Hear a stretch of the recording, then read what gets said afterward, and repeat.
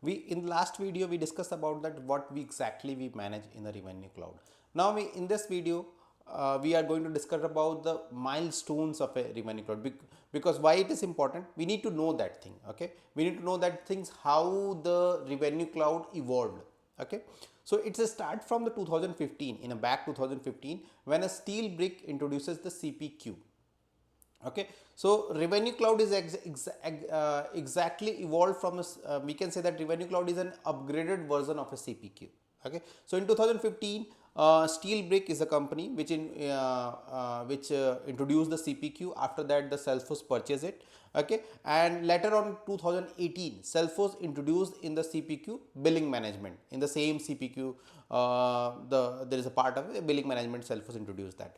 After that, after the 2 years later, Salesforce combined CPQ and billing management and comes to a new term called Revenue Cloud. Okay, which is actually a combination of a CPQ, billing management, and B2B selling and B2C selling. Okay, both of them. Okay, either business to business or business to customer, all of the selling management.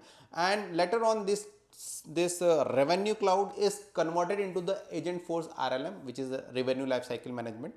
Okay, so that is also just a rebranding thing, nothing more changed. Okay, it's only the Agentforce-driven, means where we have some architecture level small changes in that. We will discuss that in a later session. Okay, so that is exactly, first you guys must have to know that how the Revenue Cloud milestone goes on, means from where it is evolved, means it was evolved from back 2015, and it's continuously upgraded himself. Now it becomes the agent for revenue life cycle management.